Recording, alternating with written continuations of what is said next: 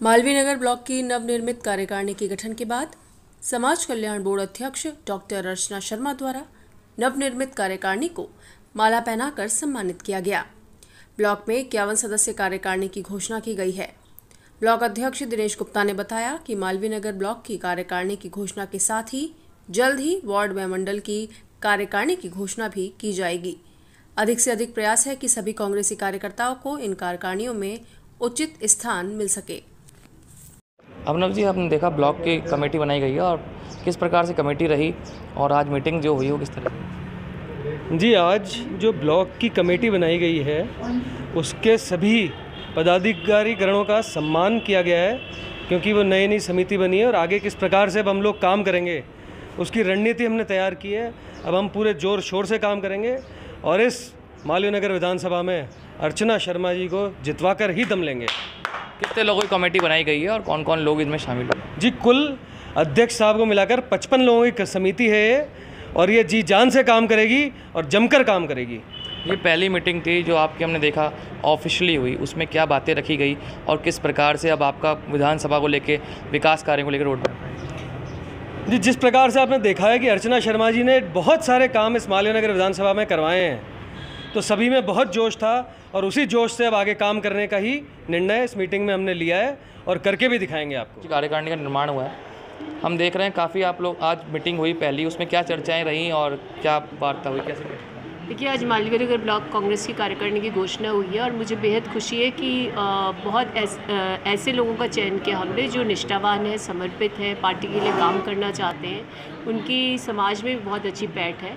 तो पहली बार देखने को मिल रहा है कि एक सुधी लोगों की कार्यकारिणी बनी है जो मिलकर के और पार्टी को मजबूती प्रदान करेंगे। हमारे यशस्वी मुख्यमंत्री जी की जो बेहतरीन योजना है जनता को समर्पित, उनको जनता तक ले जाने का काम करेंगे। राहत महंगाई कैंप में भी उनकी भूमिका सक्रिय रहेगी।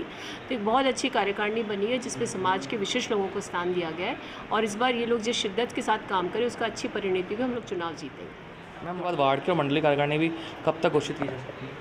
देखिए, सबको संकेत दिया जा चुका है प्रदेश कांग्रेस कमेटी की ओर से, हमारे अध्यक्ष जी की ओर से, और मैं मानती हूँ कि सब इसी कवायद में लगे। शीघ्र ही मंडल की कार्यकारिणी और उसके बाद वार्ड की कार्यकारिणी घोषित करें। आपने इस दौरान कुछ मन की बातें भी की, पिछली बार जब आप हार गए थे उसका दर्द भी जाहिर किया और आपने बताया कि पिछली बार व्यस्तताओं के कारण 17 दिन चुनाव प्रचार के लिए आपको मिले थे, इस बार तो 7-8 महीने हैं।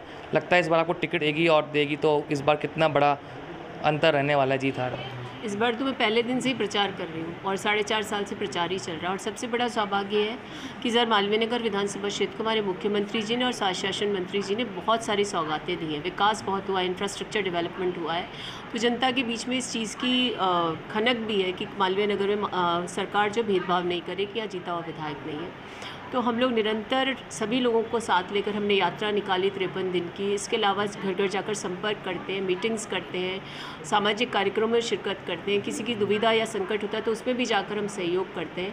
तो मैं समझती हूँ कि इस बार जो हम काम करें उसकी अच्छी परिणति होगी और मालवीय नगर की जनता ने भी इस बार परिवर्तन का मानस बनाया जो उनकी बातों से, उनके व्यवहार के से झलकता है। और आपने देखा भी होगा कि विभिन्न सामाजिक संगठन जो है आजकल कांग्रेस कार्यकर्ताओं को बुलाते हैं, आमंत्रित करते हैं, उनको अपना हिस्सा बनाने के लिए तैयार है, तो ये बहुत सुखद संकेत है। मैम, हमने देखा काफ़ी समय से जहाँ मांग चल रही थी मालवीय नगर में सीवरेज की, उसको लेके भी आपने धारीवाल सर से बात करी है और यूडीएफ मंत्री से, तो क्या निर्णय उसमें हो पाया है? और देखिए, हमने एक बहुत बड़ा प्रोजेक्ट सीवर का दिया है क्योंकि जयपुर में यदि सीवर की समस्या तो सबसे ज़्यादा मालवीय नगर में है और मुझे ऐसा लगता है कि 2-3 महीने में जो बहुत बड़ी विभीषिका के रूप में मालवीय नगर में सीवर की एक विकराल समस्या हो गई है उसका निदान हम कर पाएंगे और मुझे ऐसा लगता है करोड़ों का प्रोजेक्ट सैंक्शन होगा और हमारे पास सड़कें भी स्वीकृत है, तो हम चाहेंगे कि पहले सीवर का काम और उसके बाद सड़कों का निर्माण। मतलब इस बार जब चुनाव में आप जाएंगे तो फिर मुद्दे ही रहेंगे नहीं, सीवरेज का मुद्दा था, सड़क का मुद्दा था और पट्टों का हमने देखा, खवाजी हमारे पट्टे भी आपने दिलाती है, तो इस बार जब चुनाव में आप जाएंगे तो किन मुद्दों के साथ जाएंगे?